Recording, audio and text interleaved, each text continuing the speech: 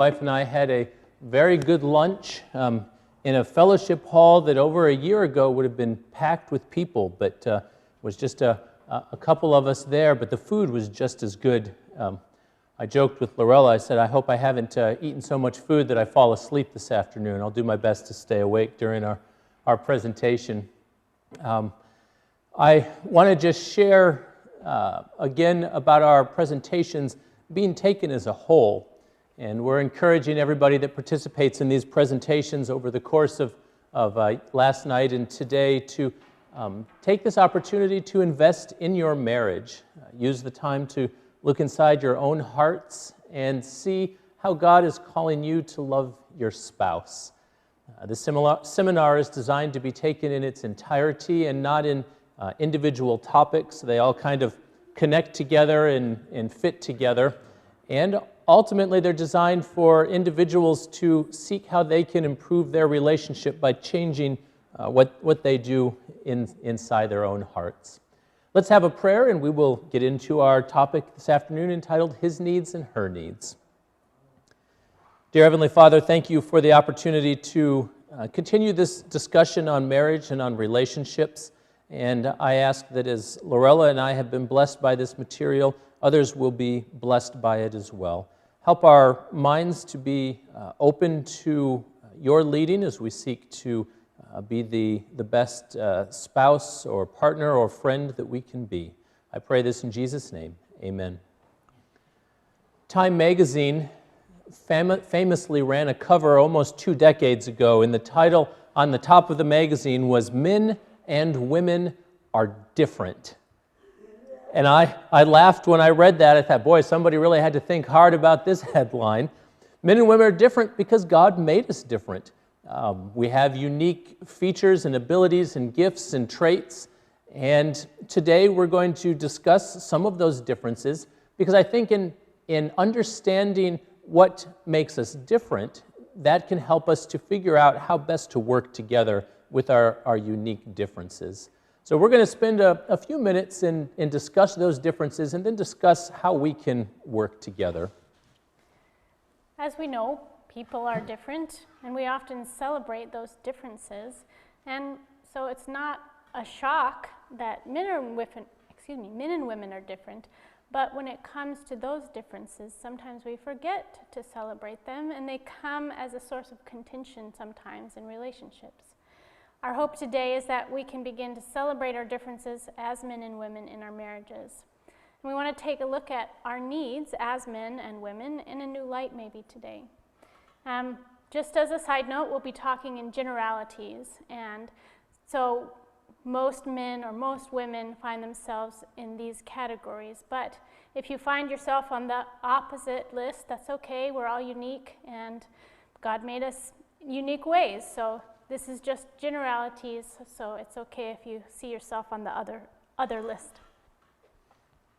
We're going to spend a few minutes. I find this humorous, looking at differences between men and women. So we're going to go through a few humorous scenarios that we've run across that illustrate those differences. Some of them are somewhat absurd, but this first one, we were at a marriage seminar, and the presenter used this picture, and he started out by saying, a breakthrough handbook has been created for men, and this handbook is entitled How to Understand a Woman. And here is the first volume of this breakthrough handbook for men about how to understand women, and I've never seen a book quite that big. The follow-up of that, I guess I'll let Laurella share with you. Don't worry, they've also published one for men, for women to understand men. This one you can see the tweezers there holding that book.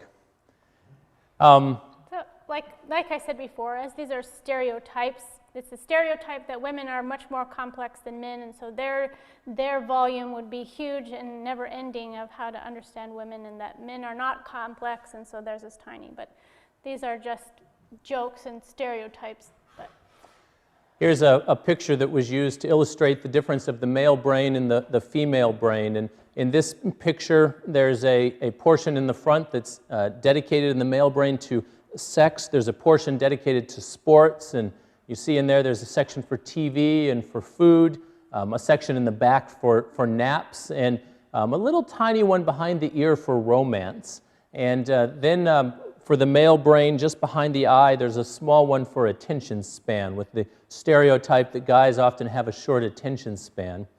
And then the joke goes on to say that the female brain is mapped differently. There's a section in there for shopping, there's a section in there for kids, a section for clothes, there's a large section for romance as compared to the little one that is in there for men. And then where men have a very short attention span, they credit in this illustration a small spot behind the eye there for logical thought. And my wife and I have poked fun at each other with that one on a number of occasions. It's often said that women are complicated, and in this comic here, she's written this very complex math equation up on the chalkboard there for the man to look at, and she says, and that, in a nutshell, is why men don't understand women. It's challenging sometimes even to understand ourselves, but God has created us, and each of our brains work differently from others. And all of those things are God-given, and so we would like to just keep looking at some of those needs in maybe a different way. I think Shanti Feldham's research has suggested that even though the stereotype is that men are simple, that maybe that doesn't bear out in research. No, but I wanted to mention, I didn't mention this in our first presentation, but Feldham has also written a couple other very eye-opening books, and their titles just fled my brain, but one is for women and one is for men, about the differences between men and women and understanding each other, and it's very, very interesting. But if you look up her name, Shanti Feldham, and her book titles should come up there.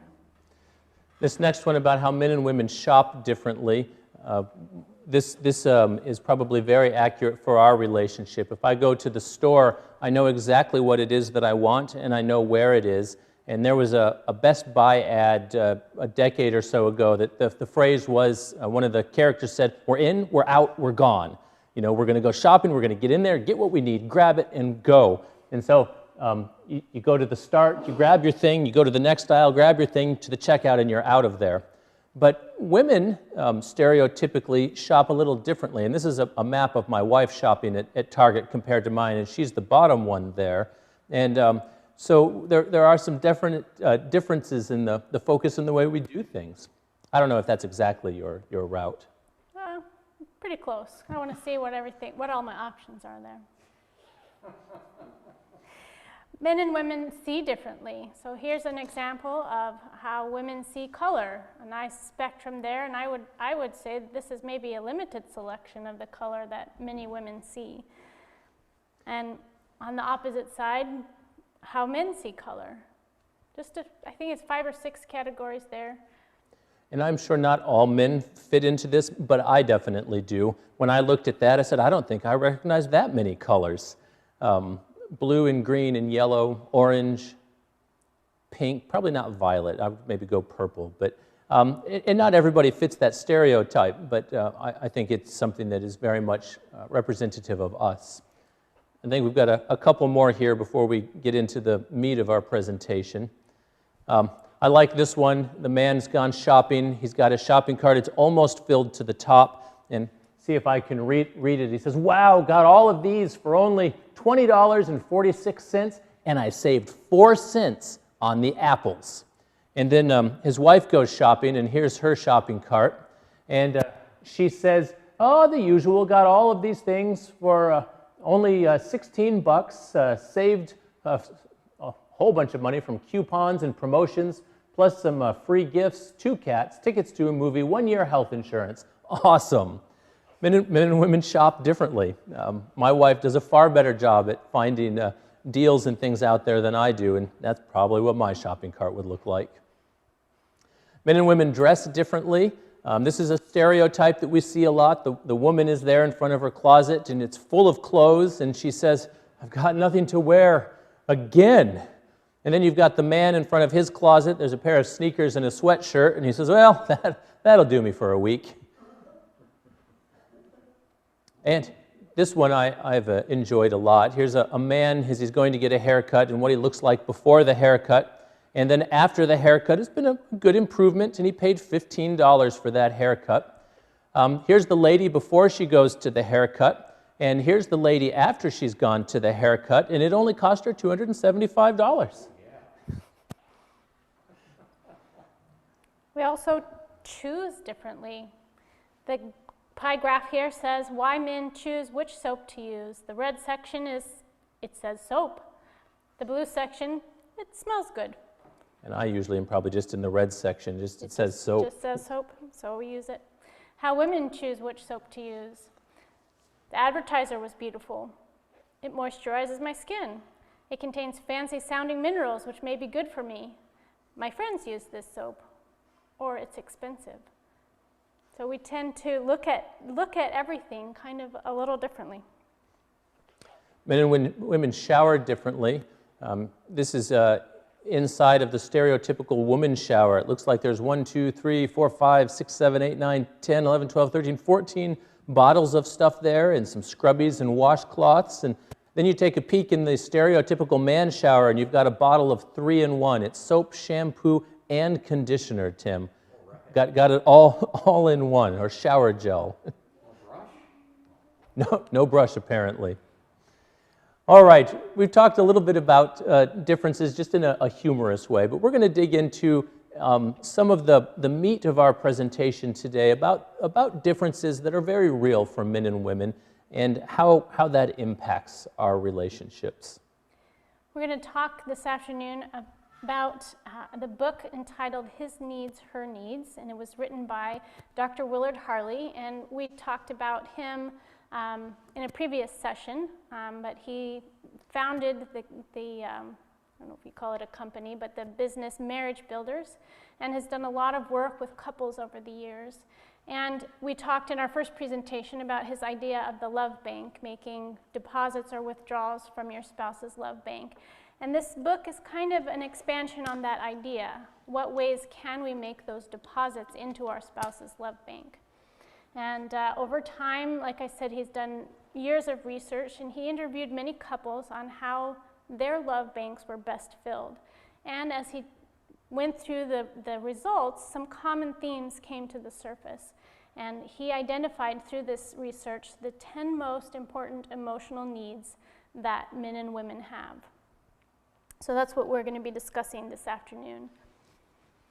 So we want to define an emotional need. It's a craving that, when satisfied, makes us feel happy and fulfilled, and when unsatisfied, makes us feel unhappy and frustrated. And not all emotional needs are created equal. They all, when fulfilled, make us feel good, but he brought out that there are some that are the top or the most important emotional needs. Some are deeply fulfilling, and those are the ones he calls the most important emotional needs. Now, as we've said, and we know, men and women are different, so it's no surprise that our emotional needs are going to be different. And when we can learn to identify our spouse's most important need, then and work towards meeting them, it can make a big difference in a marriage. And we've been married for 21 years, a little more than 21 years, and I'm still amazed at what I'm learning about my husband and his needs and how I can meet them. Before we dive into this list, we've said this before, but I want to reiterate it if there's new people that have joined us. The material we're sharing is intended to give you tools and insights of how you can be a better spouse. It's not designed, again, to give you ammunition to say, you should be doing this for me, but looking to what you can do for your spouse. So we encourage you to pay attention to maybe those things that your spouse has picked up on and say, yeah, that's really a need that I have, and then work towards meeting that need. So let's get started. Here's the list that Dr. Harley has identified. Love and affection, respect and admiration, intimate conversation, sexual fulfillment, honesty and openness, physical attractiveness, financial support, recreational companionship, family commitment, and domestic support. Now, Dr. Harley has put them in the list as her needs and his needs, but like I said at the beginning, you may see some of these on the other side that really speak to you, that would fulfill a need that you have. And that's perfectly fine. We're all unique, so don't worry if you see it on the other side list. It's just a general thing that in his research that he identified, most men need these things, most women need these things. And I would interject here, as we go through the presentation, she's going to be talking about the list on the her side, and I'm going to be doing the one on the his side. But even for us, on his needs, the one for recreational companionship probably is stronger for my wife than it is for me. And we've not talked about it a lot, but the one on her list for intimate conversation, that might be something that's higher on my list than it is for her. We can arm wrestle about it later and see. So we're gonna go down the list with me doing the ones that are stereotypically male and her stereotypically female, but with the acknowledgement that she said that it doesn't always stay on one side. There are our needs on one side or the other that, I mean, our needs are our needs, however they come about. And God has created us that way, so it's not, you know, oh, there's something wrong with me if my need is on the other side. God has created us each unique with our own individual needs. So the first one on her list is love and affection. Love being defined as strong affection for another, and affection being defined as a feeling of liking and caring for someone or something, a tender attachment. This could be showing love through words, cards, hugs, kisses, and other courtesies, creating an environment that clearly and repeatedly expresses love. It's the how of how we show someone that we love them. There's many ways to show love, and so we want to discover what shows love to our spouse if this is one of their emotional needs. It could be taking a walk or bringing home little gifts every now and then, or maybe doing one of the jobs around the house. Maybe a foot massage after a long day at work, or a nice quiet dinner together, or bringing flowers occasionally. Each one would have their own specific things that speak love to them. So communicate about those, and then you can find out what would speak love to your spouse. Have you ever heard the phrase, I told her once I loved her when we got married. If anything changes, I'll let her know? Some of us have heard that. This is okay if your wife doesn't need, or your spouse doesn't need to hear repeatedly those affirmations of love and affection. If this is one of their top emotional needs, they would need to know again and again and again that you love and appreciate them. So just those regular expressions of love for someone whose need this is. And I think there's a level of security in the relationship that comes from having this need met. And in the research, for most women, as I understand it, this is one of their top needs, is to know that they're loved. Mm-hmm. 1 Corinthians 13:4-5 says, love does not parade itself, is not puffed up, does not behave rudely, does not seek its own, is not provoked, and thinks no evil. Love is selfless and seeks to serve the other and meet the other's needs. Switching over to the first on the list for men, stereotypically or by research, is respect. And once I thought through this and read the research, it made a lot of sense to me. Respect is defined as a feeling of deep admiration for someone or something. And I put on there, admiration has a similar definition. It's defined as respect and warm approval. Respecting, valuing, and appreciating you or the person, rarely being critical, and expressing admiration clearly and often. According to the research, for most men, more than anything else, what they're looking for in their relationship is to be respected. And I don't know that it was from this book, but I believe it was Shanti Feldham's research that said that for most women, if they had to choose between being loved and respected, they would choose to be loved. And for most men, if they could only have one or the other, love or respect, they would choose respect in their marriage.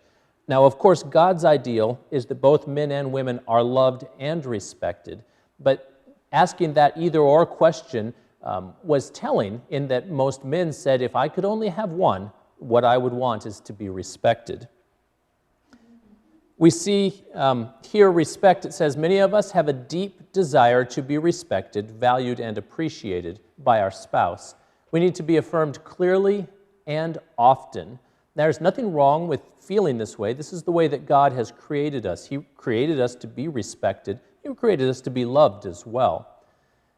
These are not selfish needs or desires. It's part of who God made us to be.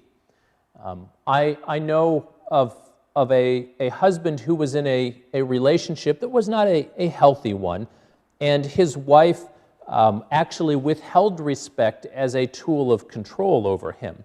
And he would work all week to clean the house in addition to his job and make meals and everything, just hoping for that one word of appreciation or respect from his wife. And she could give him just one little tiny word, and he would be fulfilled for days to come after that. I certainly don't recommend that as a good marital practice, but it shows to me as I interacted with him, it shows how meaningful being respected is. If just one little bit of respect could keep him going. Respect, again, your spouse may have the power to build you up or to deplete his or her account in your love bank with just a few words of affirmation or criticism. If you are affected that easily, be sure to add admiration to your list of emotional needs. I know for me, respect is a high one on my list, and I have in my notes, and I remember, I don't know if I was having a bad day or not, but I was getting ready to go out to work, and my wife came and gave me a hug, and I don't know if she patted my back or patted me on the chest and said, "Go out and conquer the world." And all of a sudden, I stood up a little bit straighter. My wife believed in me, and if I'd had a Superman cape or something, I could have flung it over my back. But it was just that thought that my wife believes in me, that and I don't even know that I had anything especially important to do that day, but just go out and do it. You can do it. Go out and conquer the world. And so the power that can come with just a word or a phrase. And the reverse of that is true. A lot of damage can be done by withholding that show of respect. Here we have a couple that we've seen earlier. Do you remember their names? Earl and Opal. Earl and Opal, okay. Opal is saying, "You could be a little more helpful around the house, you know, Earl." And Earl responds, "What are you talking about? Who cleaned the toilet without being asked?" And then Opal responded, "That's right, and then you kept mentioning it every day for a week." Then Earl says, "Well, sometimes you have to toot your own horn around here, or it never gets tooted."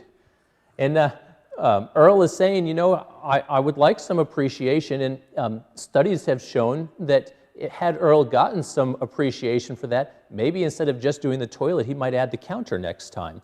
And if he got some appreciation for that, maybe he'd, I don't want to push it too far, mop the floor? But when we look at affirmation and respect, there are things that it can snowball. It can have positive effects on relationships. Shanti Feldham says this quote here, "What I love you says to a woman, thank you says to a man." And again, following the stereotypes in the research, you can see the shift there. If a woman really values being told she's loved, a lot of men really value being told thanks or appreciated, respected for what they're doing. Ephesians 5:33 says, "So again I say, each man must love his wife as he loves himself, and the wife must respect her husband."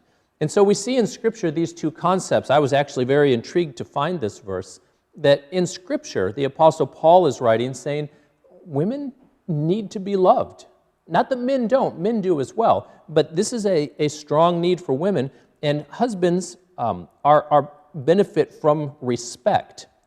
Now, I suppose I could take a moment here to interject. Could a verse like this be misused or even be taken out of context?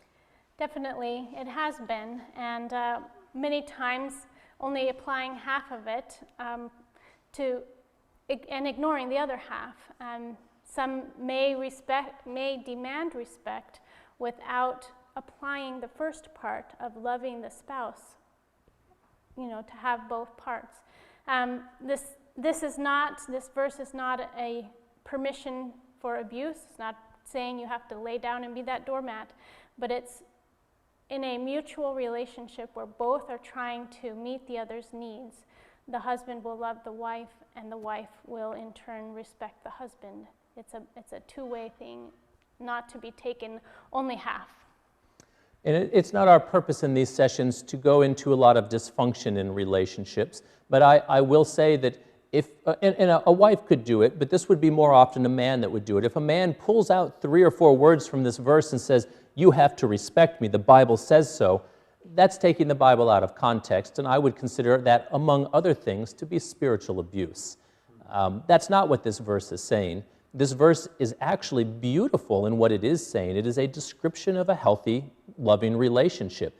It's saying, husbands, love your wives. Wives, respect your husbands. And in the confine of a healthy marriage relationship, it's beautiful.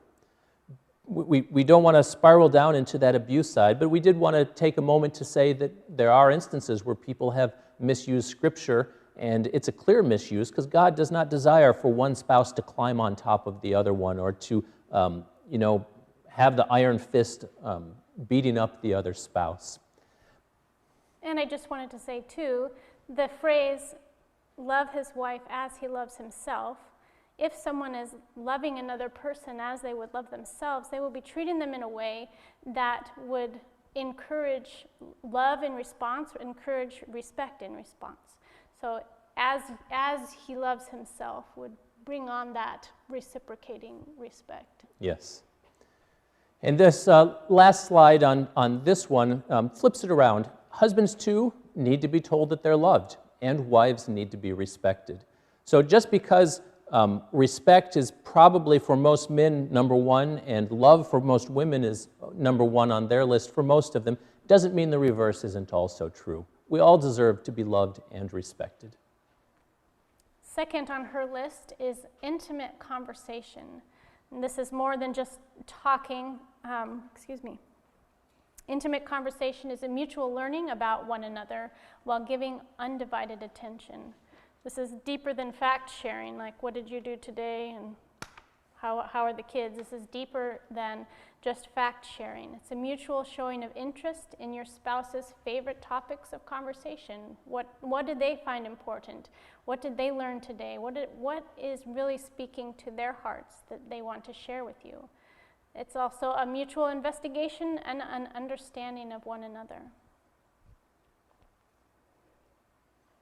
Here we see, and even though there's some humor in it, I think this is a very serious and good illustration about differences between men and women. It says on the screen how guys tell stories. And for a lot of guys, there's a beginning, and there's a middle, and there's an end, and those don't have to be particularly long. It's just kind of a straight line. It's very simple and to the point in many instances. And women tell stories a similar way. We have an intro, a middle, and the end, but the middle particularly is usually filled with a lot more detail about feelings and emotions and reactions to what took place and thinking and plans and projections for the future, what will happen because of all of this.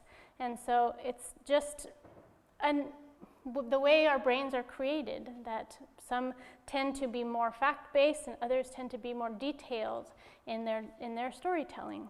The stereotype with this, and I've seen it in practice in real life, is as a man, if I'm out with one of my friends and he tells me, "Oh, my wife just had a baby," I will then go home and tell my wife, "So-and-so just had a baby," and she'll ask me, "Well, what was their name?"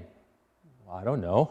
Well, how long were they? "Well, I don't know." "What did they weigh? What time were they born?" "Well, I don't know. I just know they had a baby." I had a pastor who humorously recently sent me a text message after his baby was born, and he said, "All the wives are going to want to know this, so I am going above and beyond." And the baby was born at this time, and this is how long it was, this is how much it weighed, and he had all the details, and I went and shared it to my wife, and she said, "And what was the baby's name?" "Oh, you forgot to tell me that part." He didn't make that into the list. So he was going above and beyond, but he still missed one important detail. Yeah. Les and Leslie Perot in Meditations on Proverbs for Couples have said, men focus most of their communication on report talk, the gathering of information, while women focus on rapport talk, building of camaraderie or relationship. Now, it generally doesn't come as naturally for men to engage in intimate conversation, but it can be learned, and we just encourage you, if this is something that is important to your spouse, to try and build that skill. But we do want to caution you to avoid these behaviors.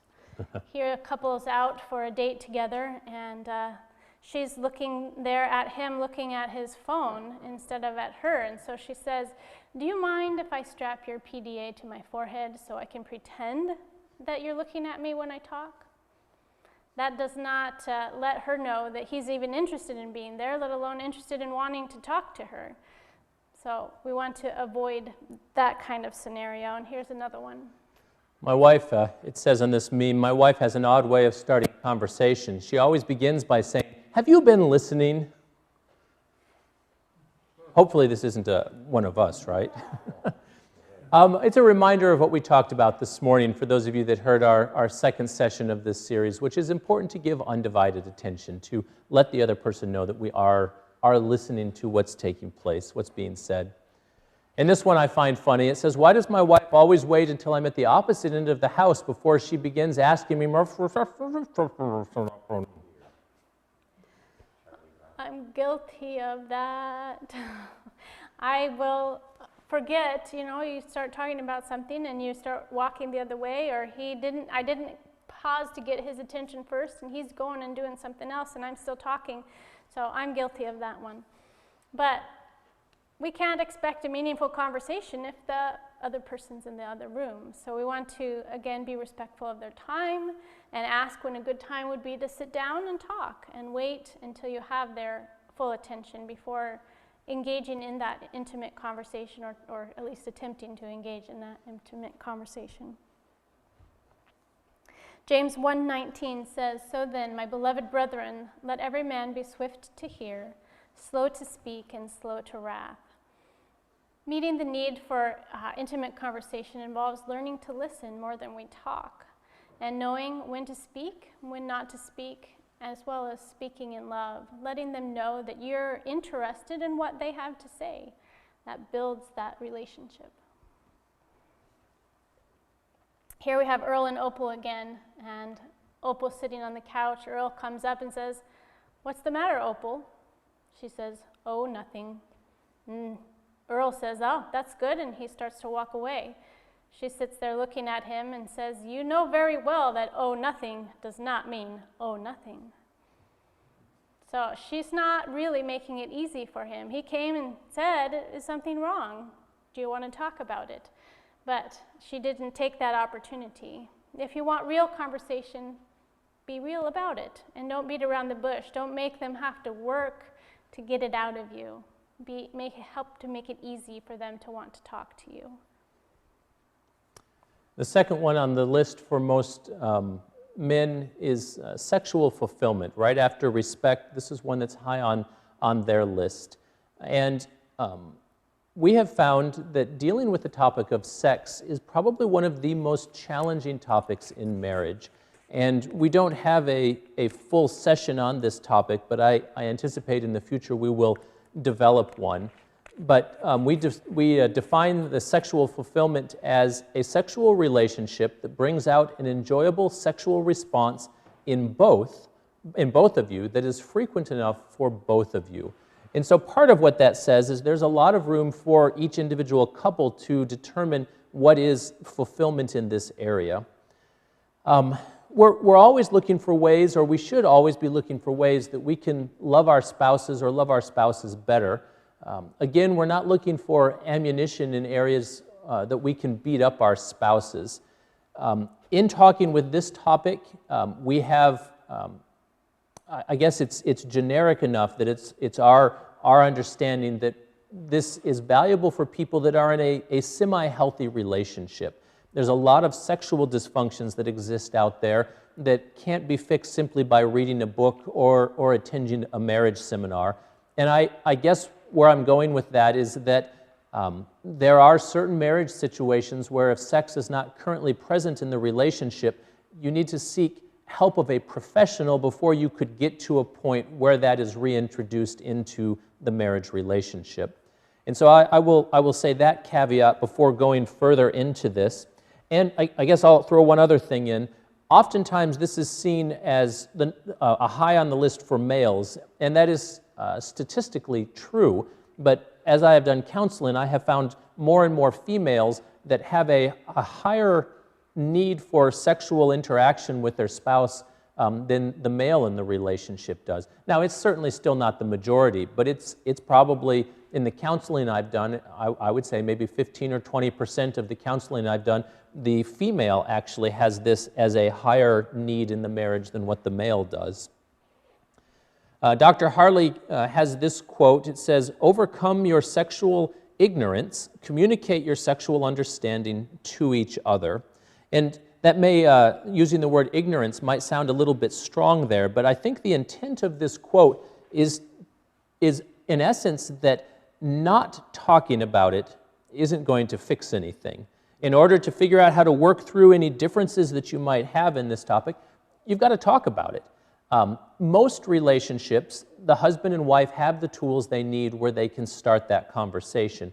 For some greater dysfunctions in this area, you need a third party that can help you work through these. Hollywood makes sex seem like it's easy, but even though it is God-given, God-created, and can be very rewarding, it comes with its own challenges. Communication is the key in this, whether you're talking about mental issues, physical issues, things that you like or dislike in this topic. We have a comic here. Baxter's in bed with his wife, and his wife says, "Don't be ridiculous, Baxter. You know I just got my hair done last week." Baxter is trying to figure out how to communicate to his wife that he's interested in having his sexual need met with her. And I think she probably could have responded better. Maybe he also needs to work on how he expresses his needs and desires to her. I want to talk about some of the uniqueness of this topic, and then we'll wrap this topic up. But there is a unique ethical issue with sexual relations in marriage for Seventh-day Adventist Christians. When you're married, you and your spouse promise to be faithful to each other for life. You agree to meet each other's, or to be each other's only sexual partner. You made this commitment because you trusted that each other would meet their sexual needs and be sexually available and responsive to each other. This emotional need for sex, then, is a very exclusive emotional need.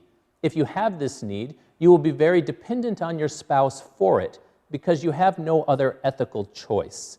And what I mean by that is society says there's all kinds of choices. If you have sexual needs, you can go to the internet, there's pornography, there's magazines, get a girlfriend on the side. I mean, society says there's lots of options. But as Seventh-day Adventist Christians, we see that God's ideal for this is that the sexual relationship be between a man and a woman that are married to each other. And so the only way to have this need met is with your spouse, which encourages the importance of communication on this topic. Proverbs 5:18 and 19 says, "Let your fountain be blessed and rejoice with the wife of your youth." Laurella is the wife of my youth, even if she's a little hobbled today from her injured foot. "As a loving deer and a graceful doe, let her breast satisfy you at all times and be enraptured with her love." God did not design either one of us to fulfill this need anywhere we felt like it, but to fulfill it from the confines of our marriage. And I think here's a quote from Jill Reinick, and this is a quote that has some challenge to it. And again, I say this quote in the context of a relationship where there is communication that allows for this to happen. It says, "A wife may demonstrate her love," and it could be a husband, if the wife has the higher sexual need in the relationship. A wife may demonstrate her love in innumerable other ways, but it is often negated by her rejection or lack of enjoyment of sex. You may be a good housekeeper, a gourmet cook, a wonderful mother to your husband's children, but if you turn him down consistently in the bedroom, oftentimes those things will be negated. To a man, sex is the most meaningful declaration of love and self-worth. And I've said this can go both ways. I had a lady sit down in my office years ago, and she was clearly a little bit uncomfortable, but what she basically had come to tell me is it was her understanding that men always had a huge sex drive, and she says, I am more interested in sex with my husband than he is. And what am I missing here? What am I not doing right? Why does my husband not love me this way? And if she read this quote, she would say that you could replace a wife with a husband, etc., because this is how she felt. And so when we look at this, if your spouse, regardless of whether you're married to a male or a female, your spouse, if this is one of the greatest needs, emotional needs in the relationship, it's good for you to figure out, how can I be in a comfortable place to meet this need? And yes, Tim. I'm thinking, it's not that sex isn't a bad thing, but you do actually eat 3 times a day. So I don't know, a good cook is not a bad thing. I'm just making that point, just quick there. Okay, I'm going to have to digest that one a little bit. To give a little balance to this one, here's a comic, and the man is seeing his wife is home from work, and he's happy to see her. He's got his back against the wall, his arms are crossed, and he says, "You're home from work early. Elliot, their son, won't be home for 45 minutes. You know what I'm thinking." And she responds, "If you're thinking you should clean the oven, then yeah." I think timing is everything. This is a need that it is healthy and a healthy relationship is met, but the timing needs to be considered for both the husband and the wife. And I would like to suggest that my timing has always been perfect, but I know better. I'm not even going to suggest that. But it's part of the relationship growth as we figure out the best way to express our love for each other. And I did want to say one more thing about timing. Timing is important at certain times. And one of those times is when your wife has just had a baby. And I know that as you watched the pregnancy progress, you saw many changes in your wife, but the birth process and all the changes afterwards are even greater. And I just want to remind husbands that your wife has gone through one of the most draining times in her life, physiologically changing her as well. Hormones are going to be crazy, and being a mother changes a woman permanently, both mind and body. And so I just encourage you to be patient as you navigate a new normal in this area of your life. But also to wives, this isn't permission to ignore or push off the needs of your husband either. So as time allows and you adjust to the newness of motherhood, parenthood, to find a new normal in this area. All right, number 3 need on her list is honesty and openness. And this is giving accurate information about your thoughts, feelings, habits, likes, dislikes, personal history, daily activities, and plans for the future. In an earlier presentation, I challenged you to accept the policy of radical honesty, being transparent about whatever's going on in your life and not having nothing to hide creates an environment of trust and feelings of security. And it allows you to grow together as you can trust one another, and you know that you're moving in the same direction and not separately.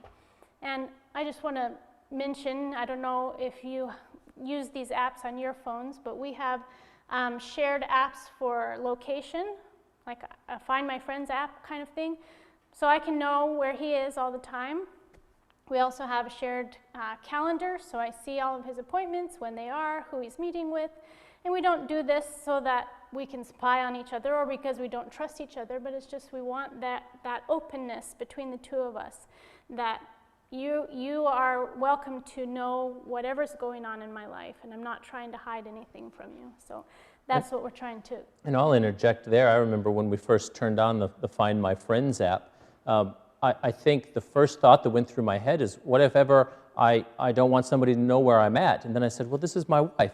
Where would I ever go that I wouldn't want her to know? And then the next thought was, I really should turn it on because I want to make sure that I have this as part of our life, that I have that total openness with her, so that she knows where I'm at and what I'm doing.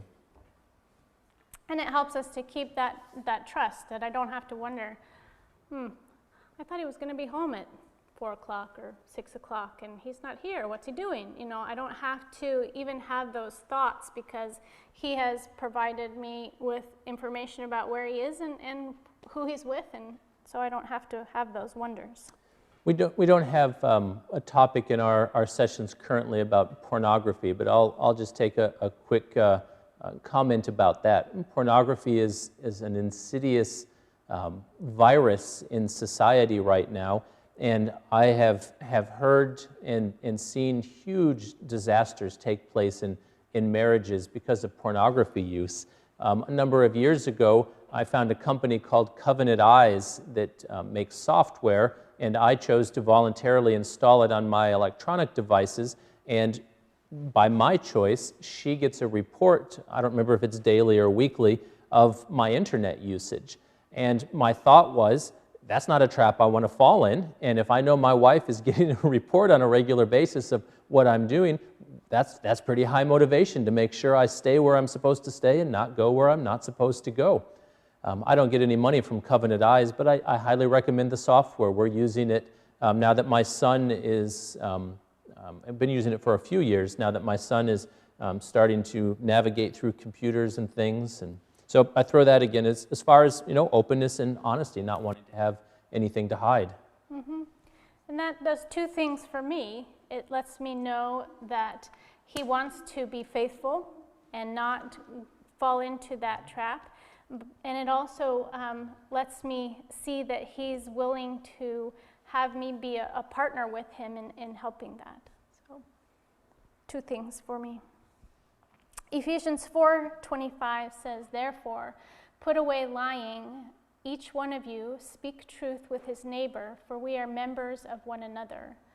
And I think I had mentioned this before, dishonesty hurts both of you in the relationship. It removes the trust and brings in doubt. And I think before, as what I mentioned, it also hurts our relationship with God when we are not honest with each other or with him. But again, we have some cautions here. We don't want to follow these examples. Here, a husband and wife are out shopping. The wife's trying on some jeans, and she says, be honest, do these jeans make my booty look huge?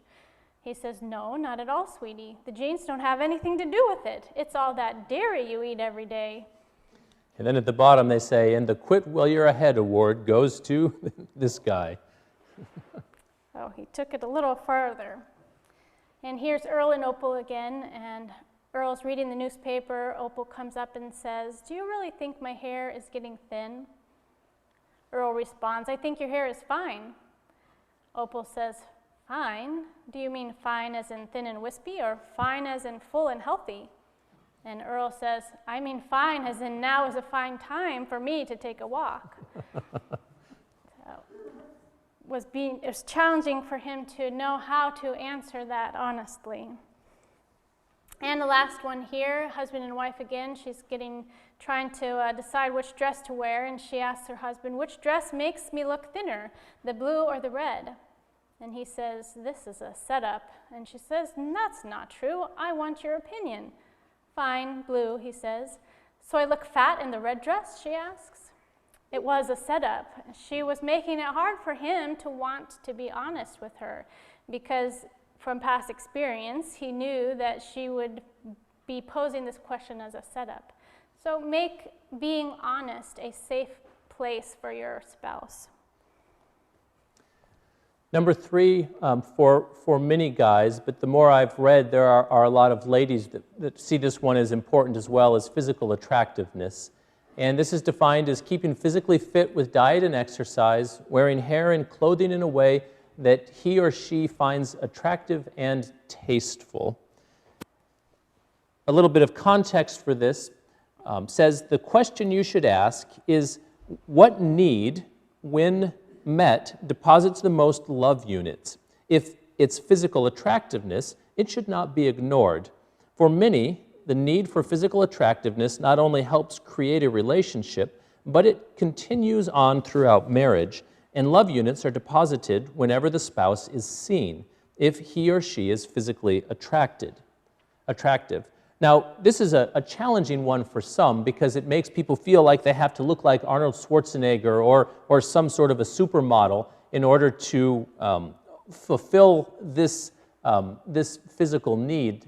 And I would say that that's not what this is talking about. This is not saying that you have to reach some sort of an unrealistic standard that Hollywood has put out there, that the Hollywood people don't even live up to. I don't know if you've ever seen what they can do with airbrushing, but the people that look like that don't even look like that. And photoshopping. And photoshopping, airbrush photoshopping. Some of us think if our spouse has physical attractiveness as one of their needs, well, what do I do if that ship has sailed? What do I do if I'm no longer looking the way I did when I was 18 or 20 or 22? And I think we have some evidence in Song of Solomon that shares a little bit of light on this. And I'm going to read from two passages. The first one is Song of Solomon, chapter 4, verses 1 to 5, and then chapter 7, verses 1 to 8. And it reads, "Behold, you are fair, my love. You are fair. You have dove's eyes behind your veil. Your hair is like a flock of goats." Now that's a big one, guys. If you want to really impress your wife, tell her her hair is like a flock of goats. "Going down from the mountain of Gilead, your teeth are like a flock of shorn sheep, which have come up from the washing, every one of which bears twins, and none is barren among them. Your lips are like a strand of scarlet, and your mouth is lovely. Your temples behind your veil are like a piece of pomegranate." Apparently that was a good thing, to be like a piece of pomegranate. "Your neck is like the Tower of David, built for an armory, on which hang 1,000 bucklers." Apparently she's got a big neck. "All shields of mighty men. Your two breasts are like two fawns, twins of a gazelle, which feed among the lilies." And then chapter 7 gives this description. Solomon looking at his wife here. "How beautiful are your feet in sandals, O noble daughter. Your rounded thighs are like jewels, the work of a master's hand.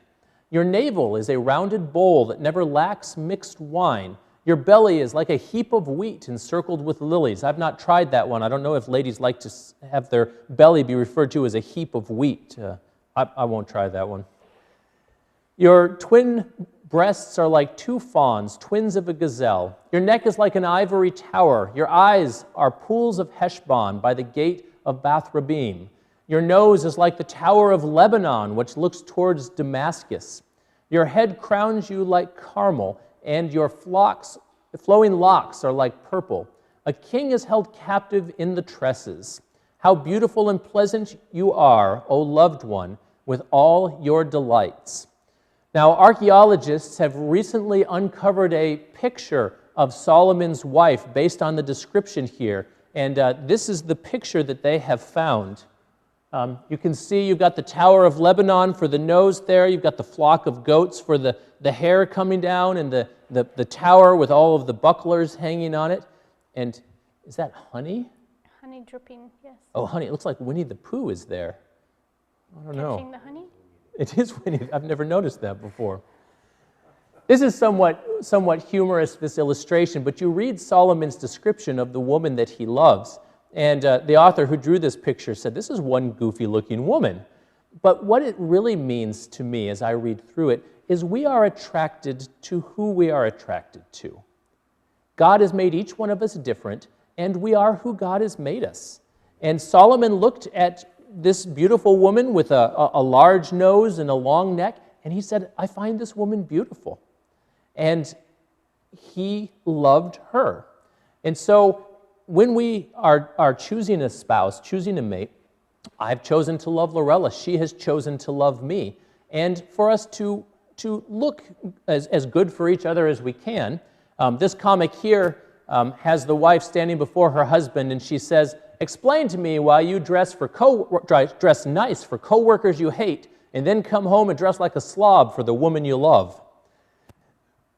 Whether you're a man or a woman, if this area is one that is important to you, it's good for us as a spouse for me to say, you know, should I present myself to my wife in a way that she won't look at me and go, boy, it looks like he's just been changing the oil, and he's that way all day.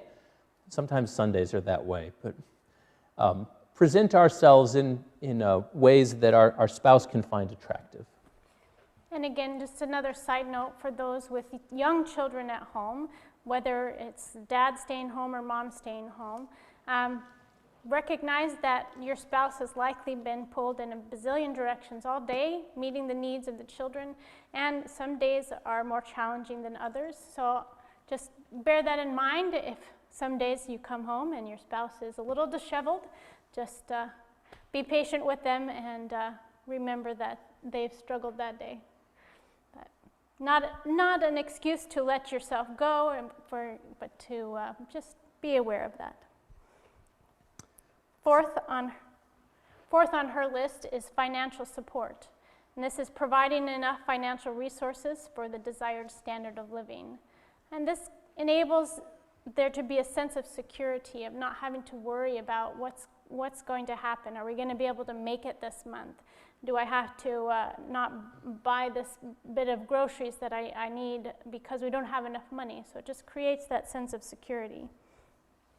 Now, in this area that must be balanced, of course, there has to be work to earn the living, but we want to balance that with the family life as well. So part of it is avoiding travel and working hours that are unacceptable to your spouse. You want to find that balance between financial support to support the life, but not so much that it takes you out of the relationship. 1 Timothy 5:8 says, "But if anyone does not provide for his own, and especially for those of his household, he has denied the faith and is worse than an unbeliever." God does call us to take care of our families financially. We also need to take care of them emotionally.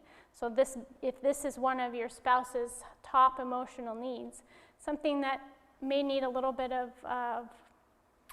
what's the word I'm thinking of, communication or working out to find that balance. Here we have Helga again. She's talking to her daughter. She says, "Remember, when choosing a husband, money can't buy happiness." And then she thinks for a minute, "But on the other hand, neither can the lack of money." And money is said to be one of the top sources of disagreement or contention in marriage. But we challenge you to remember again, you're on the same team. We want to find ways that help our team function well. And communication is a key in this area as well, to find what's going to work to meet the needs that we have, but not create the need for someone to work so much that we can't maintain the family environment we want also. So work together to find out what will work for both. And another side note, if this is really a struggle in your relationship, there's a lot of good resources out there, Christian financial resources that can help you build a plan if you're finding it hard together to find what works for you. There's good resources out there, so I encourage you to seek them out. On his list, or his needs, number 4 is recreational companionship. And this is one that is important to me, but as I think I mentioned before, this is one that's probably in our relationship something that is higher for my wife. I enjoy a number of recreations, whether they're inactive, like watching other people play football, or active, like biking or hiking. I think I have in my notes shopping, but that's probably one of your hobbies. But my wife very much enjoys if I take the time and initiative to plan to do something with her, whether we go to the nature preserve and we walk around and look at the ducks, or whether we go shopping and walk through the endless clothing aisles, or we go down to the place in Madison that has the domes with all of the plants and things in them. Whatever those different options are, for me to take the time to plan and then spend that time with her, that is something that speaks I love you to her, that she is very much fulfilled with that. Recreational companionship is defined as developing interests in your spouse's favorite recreational activities, learning to be proficient in them, and joining them in those activities. I was born and raised with a curse coming from Northwest Ohio, just south of Detroit, Michigan, of being a Detroit Lions fan. Now, if I tell people in Wisconsin that I'm a Bears fan, they kind of look at me sideways. Or if I tell them I'm a Vikings fan, they shake their finger at me. I tell them I'm a Lions fan, and they go, oh, I'm so sorry. I taught my wife about football when we got married. We were living in Green Bay at the time, and she would watch Lions games with me. And then one day I heard a church member ask, what football team do you root for? And she said, she didn't say the Lions. She said, oh, I'm a Packers fan. But she did give of her time to watch football with me and to learn about it, because that was something that I was interested in. And that's an example of engaging in a recreational activity that is important to your spouse. One of the easiest ways to deposit love units for a couple is for a couple to be together when they are engaged in some of their favorite recreational activities. That's usually what we do, or what they do, when they fall in love before marriage. Spend most of their leisure time with each other, and it works very well. If you want someone to fall in love with you, be with them when they are having some of the most fun. I know that when we were dating, I was interested in Laurella, and so I would magically show up wherever she was at. When a class would get out, or when she was done with lunch, or when she was leaving the dorm in the morning, I kind of figured out her schedule, and I was there. And we started doing things together. And when you spend time meaningfully doing meaningful things together, that can build love. And probably one danger that's built in with recreational activities is, if I have things that I really love doing that my wife chooses not to be involved with, she is then letting me go and do that which I get the most enjoyment out of, separate from her. And the greater danger with this comes in if I were to do, or anybody were to do, those activities with a member of the opposite sex. Then all of a sudden, I am enjoying an activity that is meaningful to me with somebody besides my wife. And those are things that can be steps in a direction that causes separation. So there is great benefit as a married couple in finding some things that you can do together that are meaningful. It doesn't have to be everything, and we certainly don't do everything together, but we try and do a lot of things that are meaningful together. Fifth and last on the list of her needs is family commitment. And this is the active participation in the development of values and goals for the family, as well as sharing in the moral and educational development of your children. This is intentionally building that family environment, the family togetherness, doing life together, taking vacations together, planning game nights or other activities together. But it's more than just doing things together. It's being there emotionally, investing in what is going on in the family. And part of that is putting the necessary amount of time into that relationship or those activities. And not just physically participating, but active involvement. And the second part there, sharing in the moral and educational development of your children. If you do have children, that adds another level to this need, if this is one of your spouse's needs. They don't want all of the education or the raising of the children to be just them. They are seeking that active involvement from you to be part of that process in the family.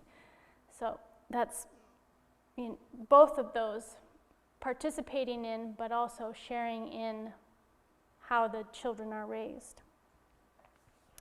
There's a card here that was turned in during a marriage retreat, and it says, "My husband has a mistress, and I don't know how to compete for his love. He says he loves me, but I need more of his time. His mistress is work." So here the wife is having the emotional need for her husband to be more part of her life, the family life. But he works so much that he's not part of what's going on in the family. And she's trying to figure out, how do I let him know that I need him to be part of our family unit in a more meaningful way. So to fulfill the emotional need of family commitment, we can't let work or other commitments that we make to get in the way or take the best away from our family. One way to help with that is to create a time formula for time together with your family. And so here the recommendation is to spend 30 minutes each day together, one night each week together, one day each month together, and one weekend each quarter together. And in order for it to be able to work, you probably will have to schedule it, put it on the calendar, mark out that family game night on the calendar. Say, you know, nothing else is going to happen here because this is our family game night time. Or if you take a date with your spouse, you know, mark out that time on the calendar so that nothing else can take that spot. It may look overwhelming and impossible to spend that much time together, but I promise you the dividends that you will find by intentionally planning out and blocking off specific family time will be priceless. You won't regret having made that decision to put family time as a top priority. Mm-hmm. I guess you have one more here. Yes, I mentioned a date night with your spouse, so we just had here some boundaries for dating your spouse, and yes, we encourage you, even after you're married, to continue dating. And we want to encourage you to follow these boundaries here. First, no problem discussions, no money discussions, no errands, and limit shopping. The reason we say these boundaries is we want to keep that time for focusing on either reconnecting or staying connected in your relationship.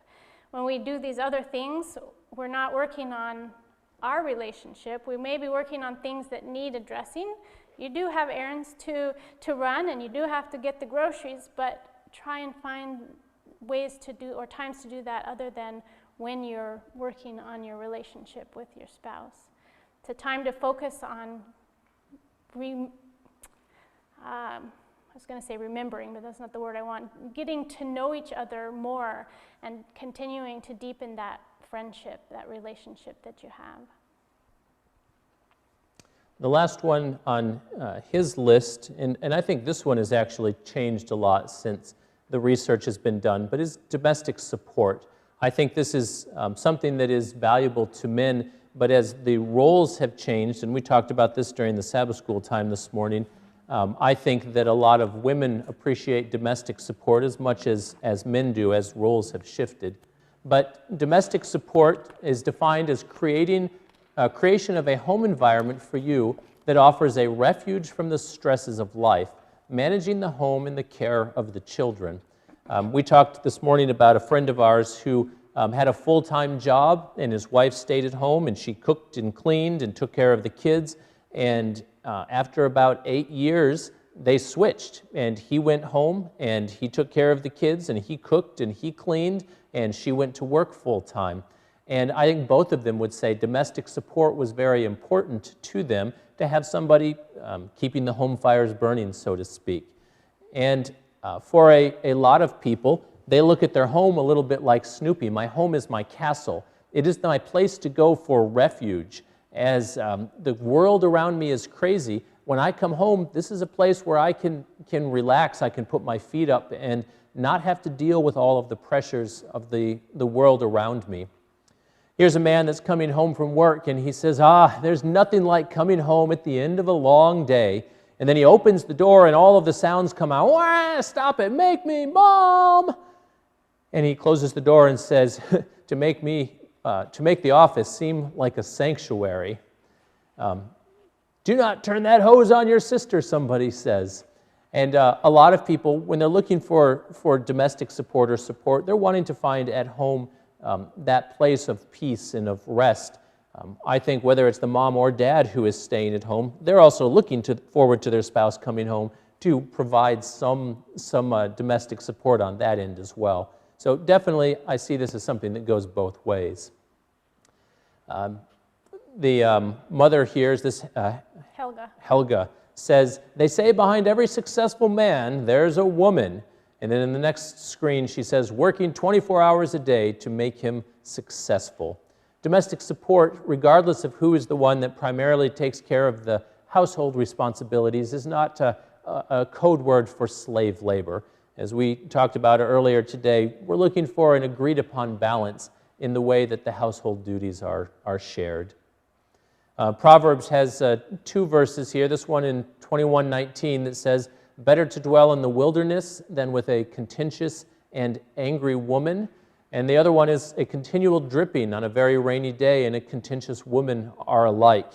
Solomon wrote, I imagine if Solomon's wife had been writing this, she might have used the other words. But the idea is there, either direction you go, that contentiousness, and we talked about this at church, is not something that makes for a pleasant home experience. Before you move on, I just want to mention, I don't know where I heard this bit of advice, but it's been very impactful for me.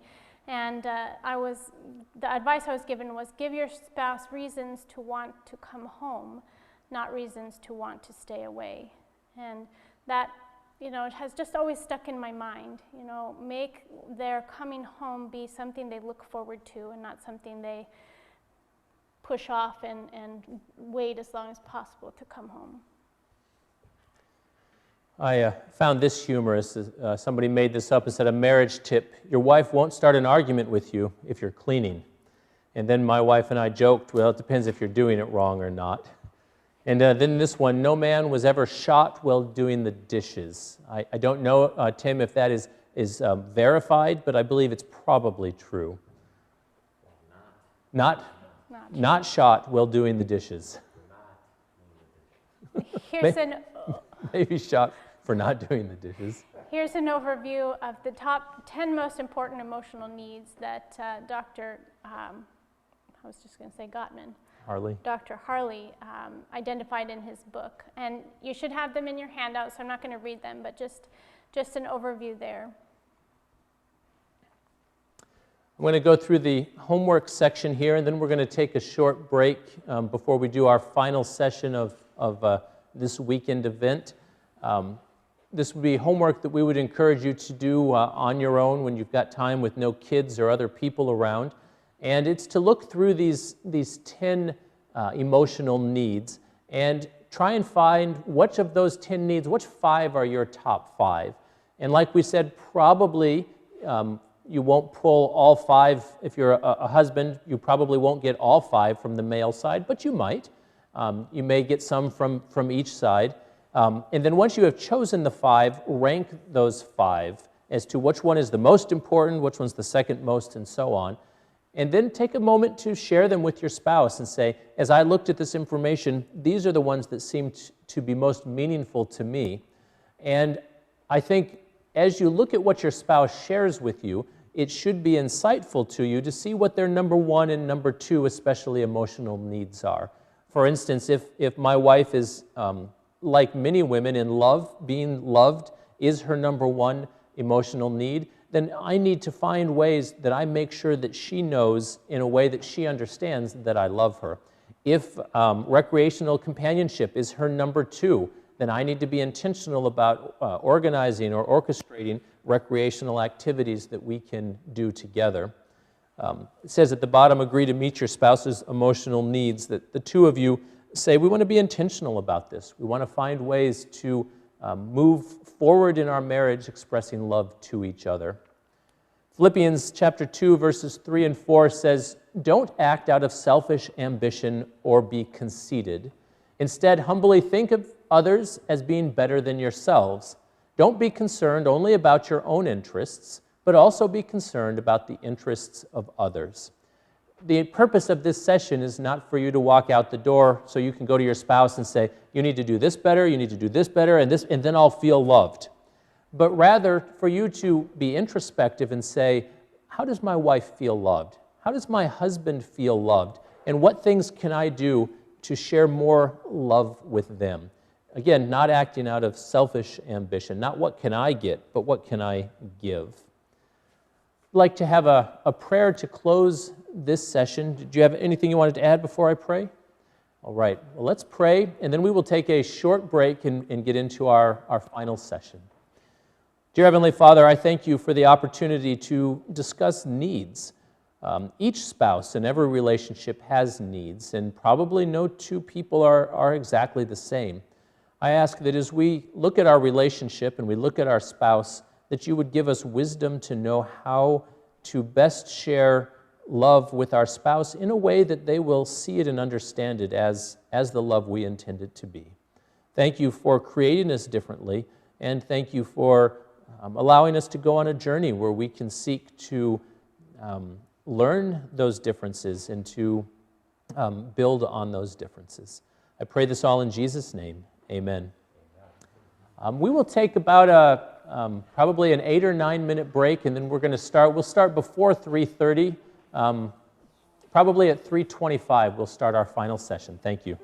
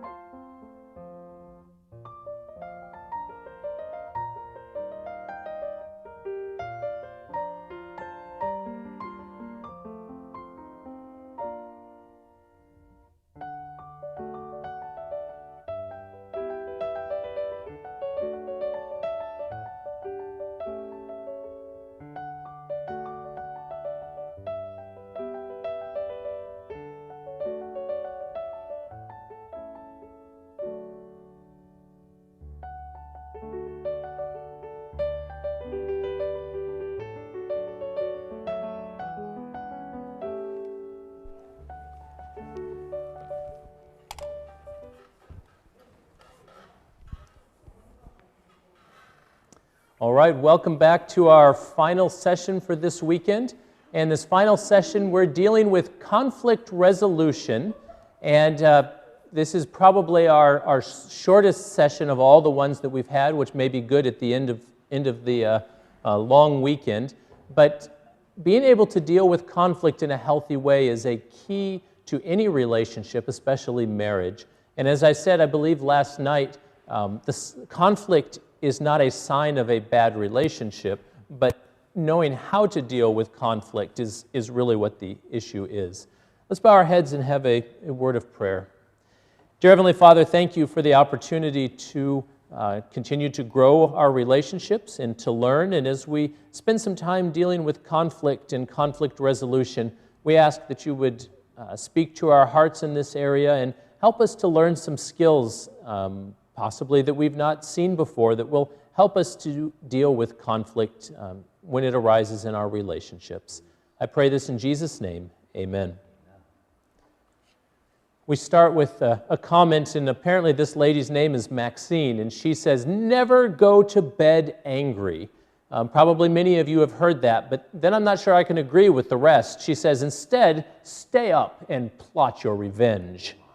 And I'm not quite sure that's the advice we're looking for, but that's what a lot of people feel. When there is conflict, how can I get the other person? How can I come out on top and push the other person down? But that's not what builds strong relationships or strong marriages. Here we have this couple. He looks like an Iggy. I don't know what his name is. She actually looks like an Irma, but Irma's somebody else in another one, right? She says, "I support recycling bottles, cans, and paper, but what good does it do to keep recycling arguments?" And I think she's on to something. And a lot of people in relationships, they do just that. When an argument comes up, and they can't win that one. They then go to the next argument and the next argument. And the longer you're married, if you don't solve the argument, you come up with a long list of things you can fight about. And that actually makes things more confusing instead of making things simpler. We've got a video clip I want to share. I don't know what television show it came from, but it's a humorous, what? Malcolm in the Middle, okay. And it's a humorous example of what happens when things get out of control and an argument can escalate.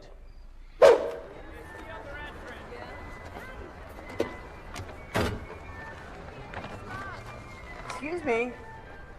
I know you didn't think anyone would catch you, but you just slammed your door into my car. The least you can do is say you're sorry, lady. You don't have to take that tone. It's not like I'm hurting your resale value.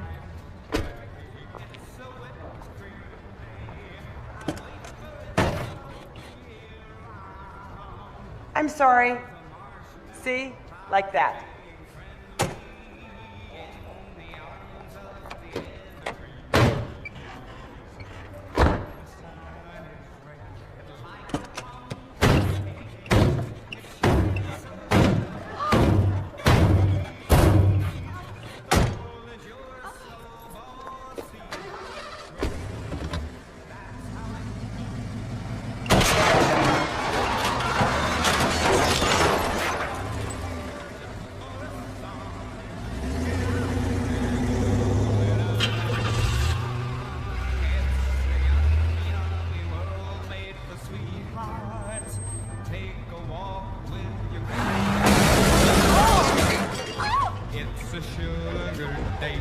What if spring is late and winter it's a marshmallow world?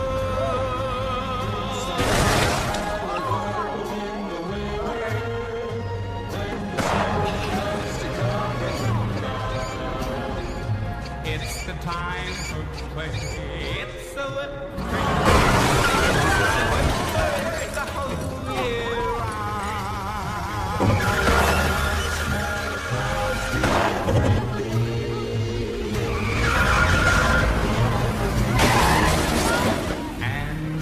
Sun is great, lights upon your head, it's shining so you know it won't freeze.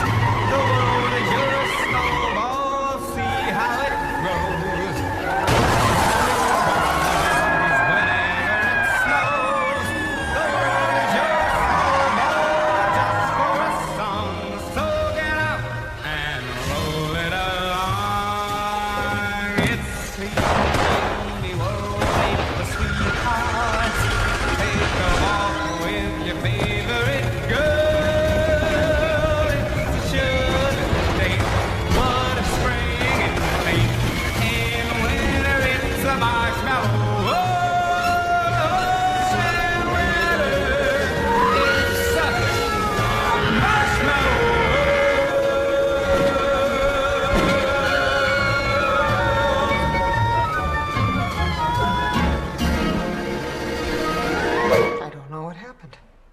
I just lost control.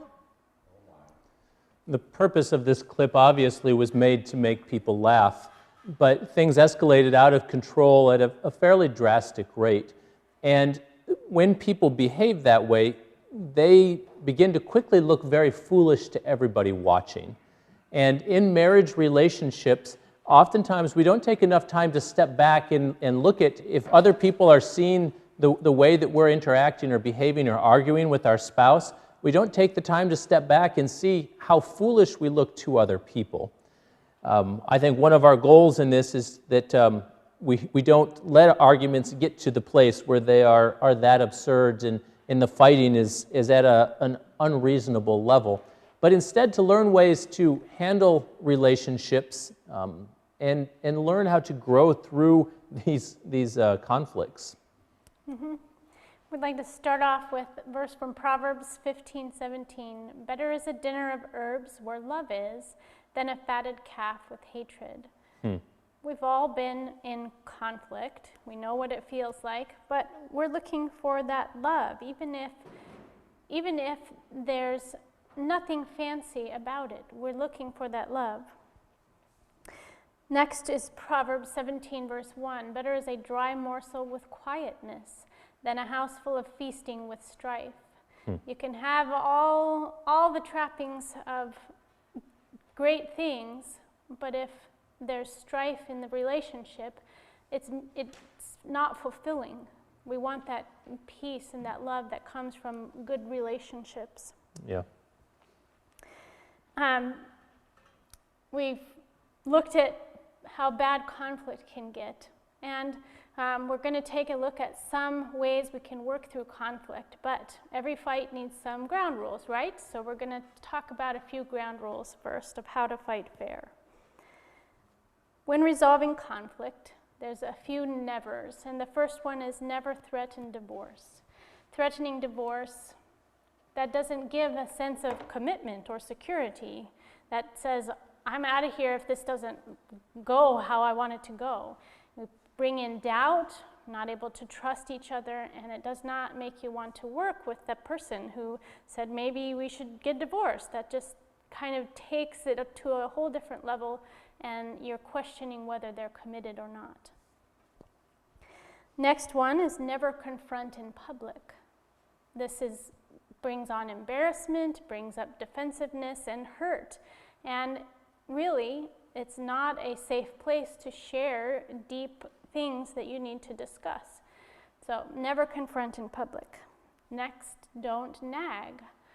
Nagging doesn't foster positive feelings. You know that when you're nagged about something, it's kind of that grating feeling in the background. I don't want to do what they're saying. I don't want to do what they're saying because that's just irritating. So it doesn't create that environment that is conducive to wanting to work with that person that may be nagging you. Next is never verbally attack. Again, this brings up defensiveness and negativity, and even maybe disrespect and hurt back and forth in the relationship. And last on the list of nevers is never resurrect the past. This distracts from the issue that you're currently trying to work on and doesn't give evidence that forgiveness has happened between the two of you. And if you keep bringing up past things, you're not able to make forward progress and make improvement, moving in a more positive direction. Yeah. So that's the list of nevers. I would say with that resurrecting the past one, if you're bringing the past up, it's hard for your spouse to believe that you've truly forgiven them for whatever is in the past, because you're bringing it up again, which in essence is saying, I haven't forgiven you for that. And it doesn't give hope that on what you're currently working on, you're going to be able to get past and make improvements on either. Mm-hmm. So now we're going to move to the always category. Some things to always do when resolving conflict. Ask permission to address the conflict. That may seem a little silly at first, but it's really not. You're saying, I want to take this issue seriously. I would like to deal with this issue. And so I would like to arrange a time and a place where we can have this as our goal. We're going to address this issue. We're going to work on it and try to come to a resolution.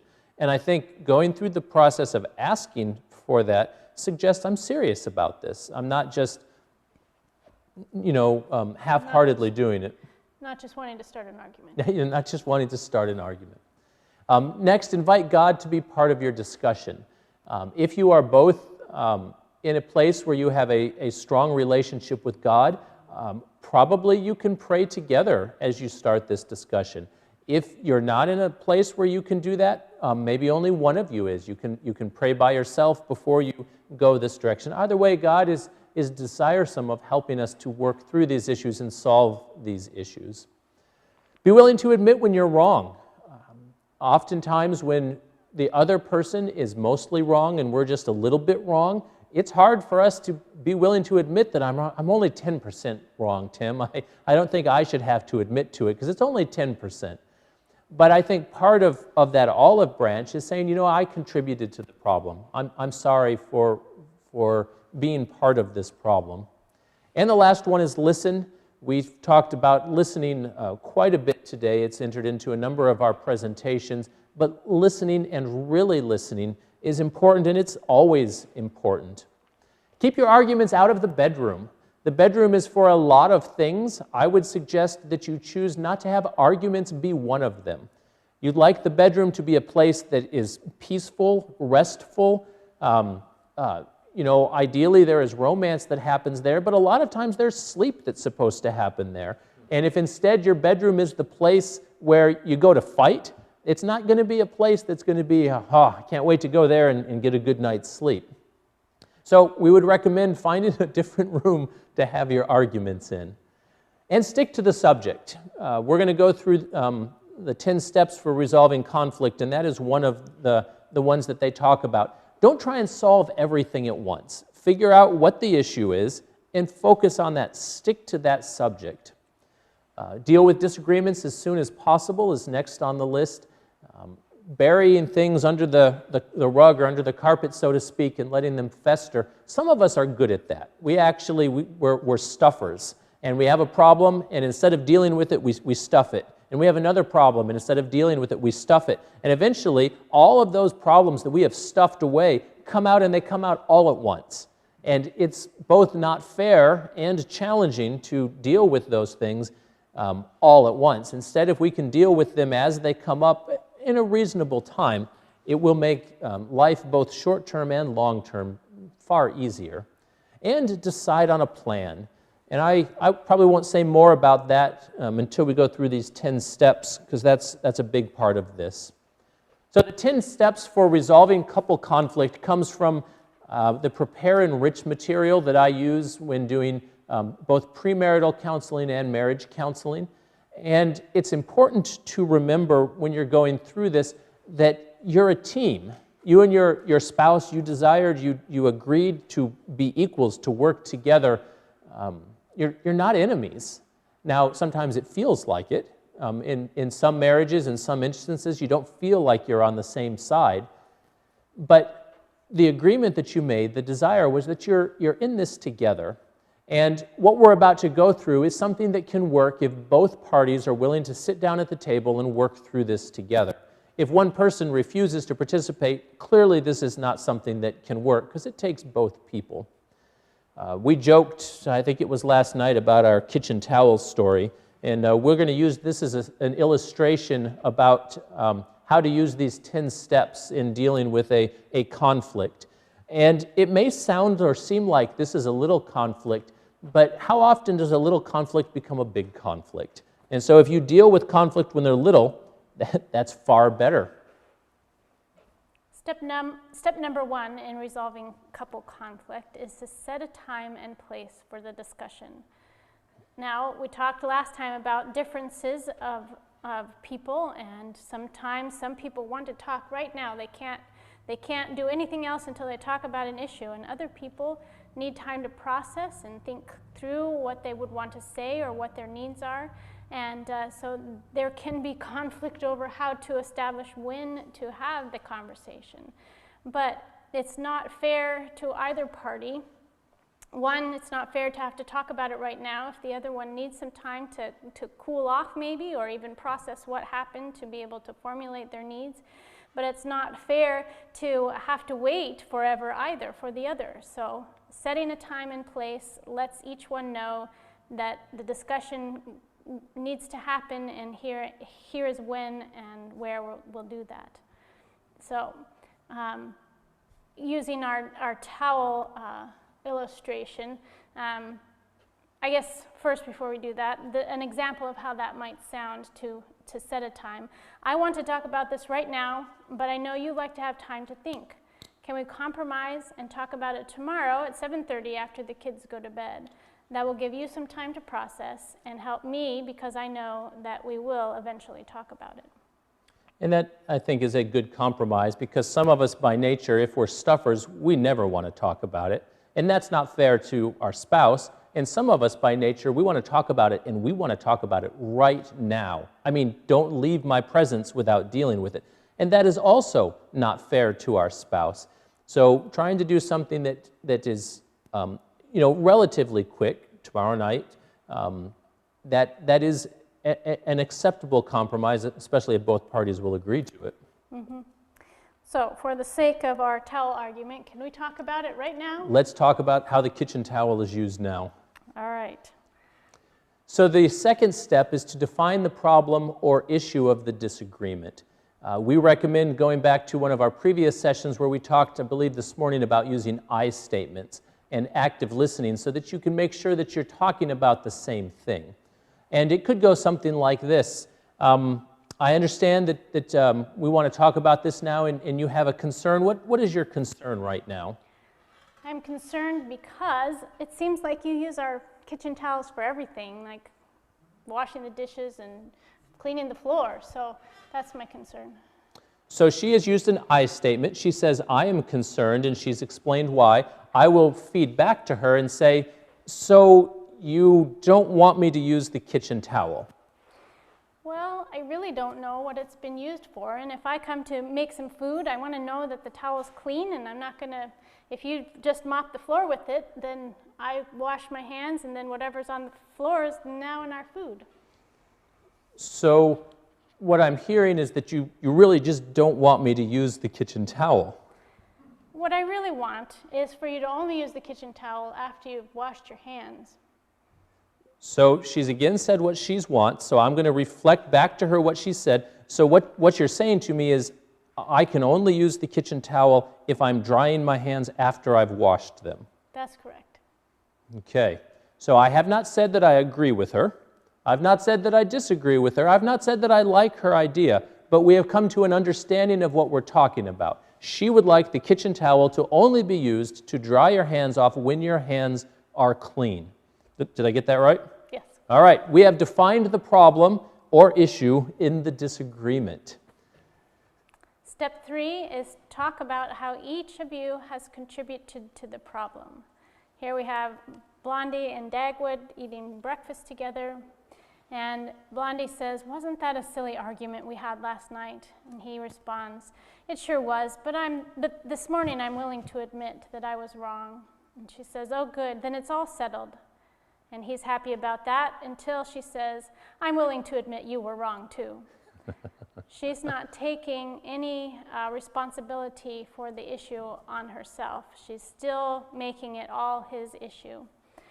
Whether we like to admit it or not, each person usually contributes to an issue or a problem.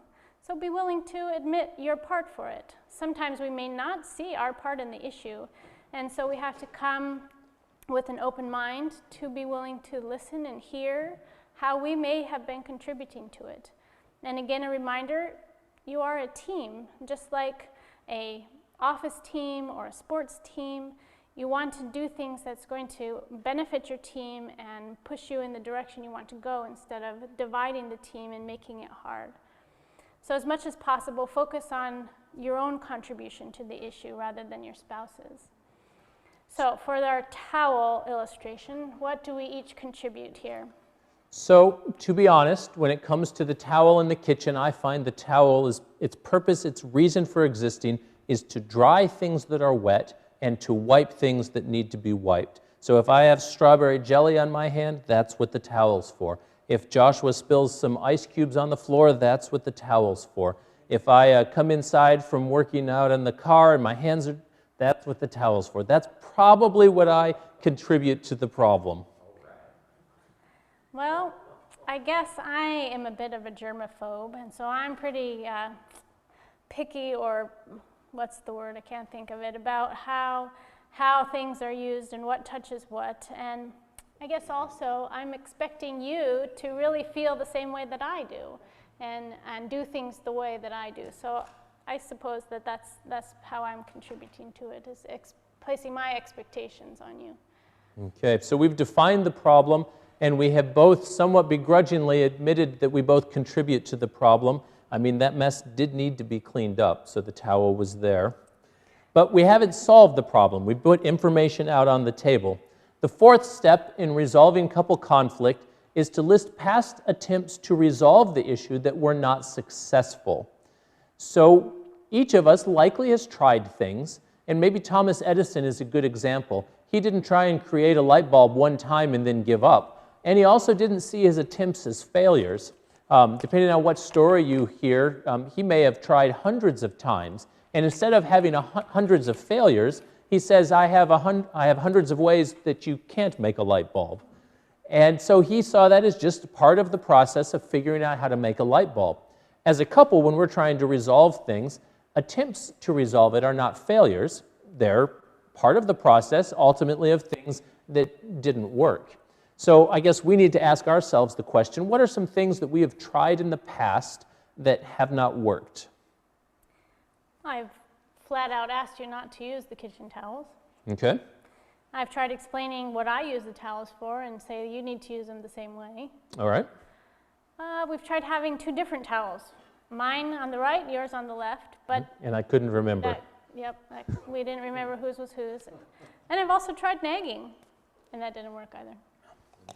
What have I done to try to resolve this? Well, quite frankly, I don't think I cared, and so I haven't tried anything. So, I put it on the table. There we have it. I have not done anything to attempt to solve this issue because for me it hasn't been one. It was a towel, I was using the towel for what towels are for, in my mind. Step number 5. Brainstorm 10 or more new ways to resolve the conflict. And we underline new ways because last slide we said ways that you've tried that haven't worked, but now we want some new ways that we haven't tried before to see if they will work. And you've all been likely introduced to the idea of brainstorming. This is just listing any ideas that come to mind.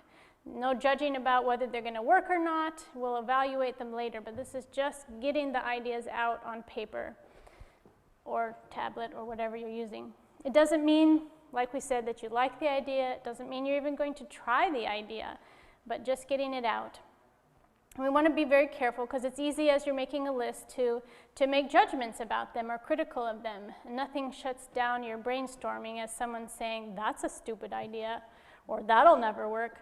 So again, during this time, there's no statement of whether we think it'll work or not, just creating that environment to get ideas and thoughts out. And you might be surprised the things that we can come up with together. So brainstorm about our towel issue. I have a confession to make at this point. When I do brainstorming with people in professional settings and I lay the ground rules that you're not allowed to judge other people's ideas even if they're not good ones, I then throw out some bad ideas to see if they will judge me or not, and I enjoy doing that. So obviously, I'm the one that puts those 2 or 3 ideas on the list that are terrible ideas just to see if they're going to follow the rules. But brainstorming ideas, I would say one idea to solve this problem is we could buy me a man towel. A man towel. That's one option. No judging, no judging. This is the brainstorming part. We don't judge yet. Judge, there's a part for judge. I was thinking that was the best solution. Let's see. We could say that the kitchen is off limit to men. We could have you give up on your idea of how towels are supposed to be used. We could have color-coded towels. Mine are a certain color, yours are a certain color. We could get out a new towel every time a man leaves the kitchen. I could get out a new towel every time I go to make food. There's another idea. We could go totally disposable. Just paper towels, and then you use them and throw them away. All right, we have a list here. I don't know if we have 10 of them yet, but we have a start to our list here. And there's some good ideas and there's some bad ideas, but we put them on the list. We got them out there. I might have had some of the bad ideas, but they're on the list. All right, step number 6, discuss and evaluate these possible solutions. Now, again, not wanting to shut down the conversation, this is not the time to immediately jump on the idea and say, that's a dumb idea. Because again, we're still shutting the process down. But you do have an opportunity to work with your spouse and evaluate the different ideas that were put on the table. In this instance, we look at the hand towel situation, we say, what makes the most sense? So I don't think that making the kitchen off limits to men is probably the best idea, because I really do appreciate your help around the kitchen. I'm not opposed to going with all disposable paper towels, but that does cost money, and there's a lot of possibly unnecessary waste there. So maybe that's not my top solution. And getting a new towel every time I go to make food, produce a lot of laundry probably that way. And color-coded towels, I don't know. We already tried the his and hers and we couldn't keep that straight. So I don't know if those are good ideas. I'm kind of thinking actually the idea of a man towel is a good idea. If I buy my own towel that I recognize, maybe I will know that when I see that towel, that's what I'm supposed to use. I think there might be some merit to that idea, because yeah, if you buy it, you'll know which one it is, and I'll know that I didn't buy it, so then it won't get confused. So I think that's a pretty good idea. Pastor Sheldon keeps chiming in from the back. He's in favor of the man towel. I can hear it up here. Step number 7, Laurella? Is agree on one solution to try. Now, we kind of narrowed down from ours that we would like to try the man towel idea. So, you've looked over all the ideas that you brainstormed, and you maybe kind of rank them and say, you know, we think this one's probably going to work the most or the best, and then kind of say yes or no, yes, no, whichever, however you wanted to decide which ones you think could be possibilities. And like we said before, you don't have to even agree with what was suggested, but you're willing to give it a try. So I don't know if it'll work for the man towel, but I'm agreeing that I'm willing to give it a try. You might even think I'm not really convinced it's going to work, but well, let's try it. So the results, you might be surprised that it does work, but if it doesn't, we don't want to give up or criticize and say, I knew that was a dumb idea anyway, if it doesn't work, but just come back to your list and look at the next possible solution. Remembering that we're a team, we're wanting to work together to find a solution that's going to work. So we agreed that we're going to try the man towels. We agreed. All right. Then step number 8, agree how each of you will work towards this solution. This is a fairly simple one, and we actually know how this one ended, so we'll get there in a little bit because we went through this. But we've gone through this process, and at this point, how each one of us will contribute toward the solution, I'll buy the towels. If I need towels that I'm going to remember that are man towels, I'll make a purchase of the towels.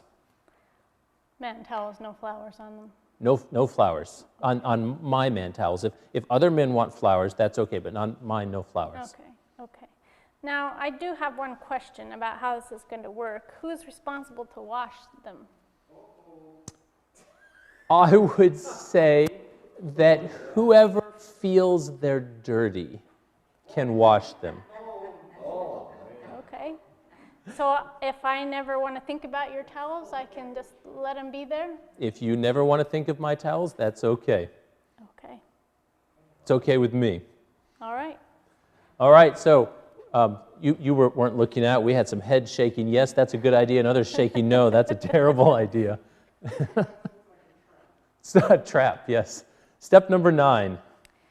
Set up another meeting to discuss your progress. So before leaving your discussion, set up a specific time to come back and evaluate whether you've been successful in solving this issue. So depending on what it is, it might be maybe a week later or a month later, or if it's something that will take some time to implement, maybe even 6 months later. But just make sure to set that specific time and come back to it. And after that set period of time and you come back together, maybe the situation has been solved and everything is working smoothly and there's no more contention over the issue. So you can use that chance to celebrate and say, hey, we figured it out and we made progress here. But sometimes it may not have worked out. And so if that's the case, don't give up. You have 9 more things on your list, your brainstorming list. So go back to that list and choose the next one on the list and work the system again until you come up with a solution that resolves that issue. Now, truth be told, at this point, we should discuss a time when we will revisit this. But actually, the last time we did this marriage seminar, this was the discussion we had, and I went home and I bought 3 man towels. I bought a Green Bay Packer towel, I bought a Detroit Lions towel, and I bought a Detroit Red Wings towel. They were golf towels, and my wife kindly cut the threading in them so they could open up like full towels, and they are way nicer than her towels. And when I go to the towel rack in the kitchen and I see a bright red Detroit Red Wings towel, I'm reminded that's my towel. And so I wash my hands on that. I take them out for washing once or twice a week, and I found out recently that she's also taking them out for washing periodically. I honestly don't know when she does it because I'm not really good with colors, and she can pull the red one off and put the green one on, and I just look and I see, oh, my towel's there. I don't realize that she's switched it on me, but it's worked for us. And I have some man towels. I want a couple more, but where we would go from step number 9, after we had an opportunity to evaluate, is step number 10 says, reward each other as you contribute toward the solution. And like Laurella said, if this hadn't worked, we probably would have gone through this again today and tried, maybe we would have gone the disposable paper towel route, or I don't know what we would have done. But that's the idea. When you cycle through it a second time, you try something else. You say, what else can we do? Now, I have worked with couples who will get out a sheet of paper and very formally go through these 10 steps, and that's great. I also know people that after they've done it a few times, they've got the steps in their head and they have gained enough trust and security in their relationship where they're able to calmly talk through the different steps without getting the clipboard and the paper out and writing each step down. But we've given you in the handouts what those steps are, so you've got that guide of what to do when dealing with conflict. There's nothing, well, there probably is, but there's not much worse than having the same argument over and over and over and over and over and over and over and over and over and over and over and over and over. It's nice to be able to come up with a conclusion to the arguments. This slide has been signaling the end through our presentations, but we've got a few more slides in a section that we've entitled As We Close, and we'll transition to that. We have a quote and a 2-minute video clip that I have found very meaningful that we would like to share with you.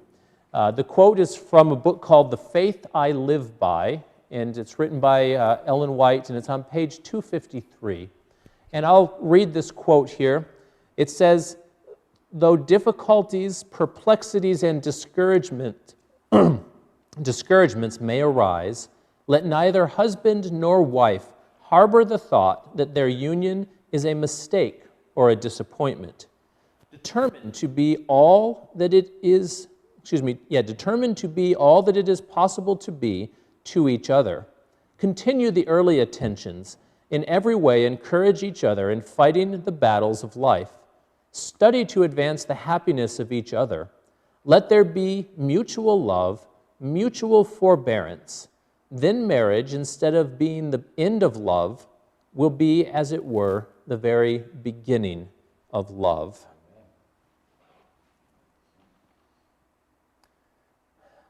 I will turn it over to you, Laurella, to it's going to be hard to see on the screen. We've got a few words underlined: difficulties, perplexities, and discouragements. We live in a sinful world. Difficult things and challenges will come, but God has designed marriage to be a picture of His unconditional love and a place where where love can be learned at its deepest level. So even though we face challenges, we encourage you not to give up. They've got the words in there: harbor the thought. Don't harbor the thought that your marriage is a mistake or a disappointment. And I can't underscore that enough. As soon as you start to give in to the idea that maybe this is a mistake or we messed up here and we never should have gotten married, you put yourself in a position that is harder, not impossible, but harder to get out of. There's a guy who worked at NASA, and I wish I could remember his name, but he wrote a book called Failure is Not an Option. And I read through all the things they did to get a man on the moon through that book. And as far as I'm concerned, they did the impossible. And I think we need to look at marriage much the same way. I mean, marriages fail. We can't stop that. But that's not the attitude we want to have. In our hearts, we want the attitude that failure is not an option. We want to be able to make this work. We have the word determine underlined. As we talked about before, love is a choice. And like God chose to love us, we encourage you to continually make that choice to love your spouse and to make those little choices each day that keep that as your choice day by day. Continue the early attentions, she says. I would encourage you to date your spouse, whether you do a fancy date at a Taco Bell one night or you go for a walk. Find ways to romance your spouse, to enjoy big things and little things with them. Don't just let it become passé. And we dated back in our early 20s, and yeah, that was fun back then. But continue to spend that time with your spouse. Now we have underlined, encourage each other. Remember again, you're a team. Teammates are there to support and uplift and work together to make a successful team. So encourage each other, build each other up, be a place of respite in this crazy world that we have. And don't tear one another down, but be that source of encouragement for one another. The phrase, study to advance the happiness of each other. I would encourage you to attend marriage seminars. Maybe see a counselor, either individually or as a couple. Read books. Do things that you can study to learn more about how you can be the best spouse that you can be. And certainly the scriptures are one excellent thing to spend time reading in as you look at what the Bible has to say about marriage and being the kind of person God has called us to be. Now we have underlined mutual love and mutual forbearance. Again, we're encouraging you to put your spouse's needs before your own. And the forbearance, being quick to forgive. When we hold things against another or against our spouse, it doesn't create the environment where we're working together to make our relationship better. So be quick to forgive and looking for ways, again, to build them up and show them love. In the last sentence there, marriage, instead of being the end of love, will be, as it were, the very beginning of love. God intended marriage to be for a lifetime, and He intended for it to bring happiness. And our goal needs to be to look inside and how can I be the best spouse that God wants me to be to the one that I'm married to. And a final word here, learn to appreciate what you have before time makes you appreciate what you had. Mm-hmm. We're going to close with a 2-minute video clip, and the clip is really old. The video quality is bad. The audio quality is okay. It has subtitles that you can read, but Robert McQuilkin is a man, he was the president of the Columbia Bible College and Seminary, and I want you to hear what he has to say about his wife. And he was a person who had authority. He had, he wasn't a wealthy person, but he had what life had to offer. People would look at him and say, this man's living the dream. And this is about a 2-minute video here. I haven't in my life experienced easy decision-making on major decisions, but one of the simplest and clearest decisions I've had to make is this one, because circumstances dictated it. Muriel, now, in the last couple of months, seems to be almost happy when with me, and almost never happy when not with me. In fact, she seems to feel trapped, becomes very fearful, sometimes almost terror, and when she can't get to me, there can be anger. She's in distress. But when I'm with her, she's happy and contented. And so I must be with her at all times. And you see, it's not only that I promised in sickness and in health, till death do us part, and I'm a man of my word. But as I have said, I don't know with this group, but I have said publicly, it's the only fair thing. She sacrificed for me for 40 years to make my life possible. So, if I cared for her for 40 years, I'd still be in debt. However, there's much more. It's not that I have to, it's that I get to. I love her very dearly, and you can tell it's not easy to talk about. She's a delight. It's a great honor to care for such a wonderful person.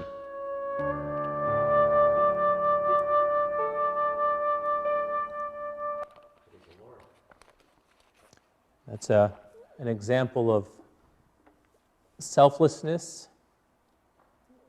He could have worked probably not a lot longer, but it was earlier than he had planned to retire. And he said, I promised my life to this woman. I'm going to do what's necessary to take care of her because of the love that I have for her.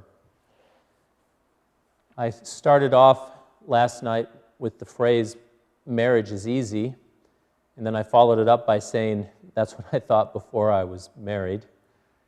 Marriage does take work, but I believe it is a sacrifice that comes with many rewards, and with God's help, it is our dream, our desire, our hope for each of you that you can find fulfillment in your marriage, and that God can help you to be the best spouse that you can be in the situation you find yourself in.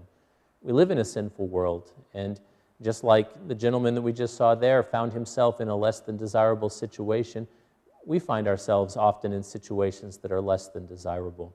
But with God, I think we can work through situations and do the best we can to be what God has called us to be. I'm going to close with a prayer. Do you have anything else you want to add? Thank you for joining us in the journey starting last night through these sessions, and we've appreciated your participation. Let's bow our heads. Dear Lord, I thank you for the gift of marriage.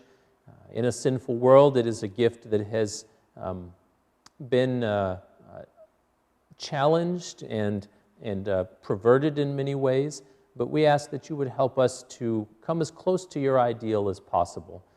Lord, for those that are listening to this and their marriage is crumbling apart, I ask that you would give them the strength to pick up the pieces.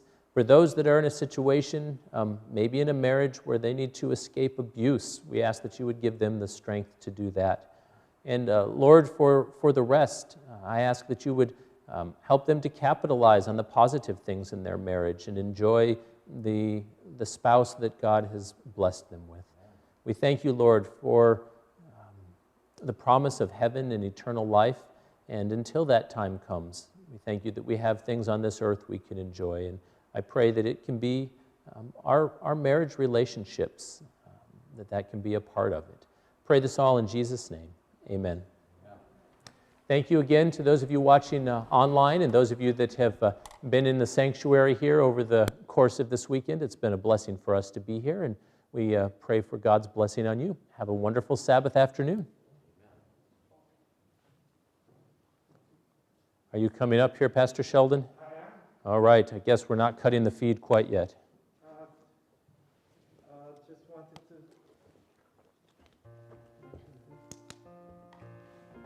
Let me just say thank you to turning on. My voice was booming so much, I didn't think I needed the mic. Let me just say thank you to Adam and Laurella for blessing us this afternoon, being here and sharing with us this whole weekend. And, they're much more kinder than I am, because I would have said we wouldn't be finished until you guys turn your homework in.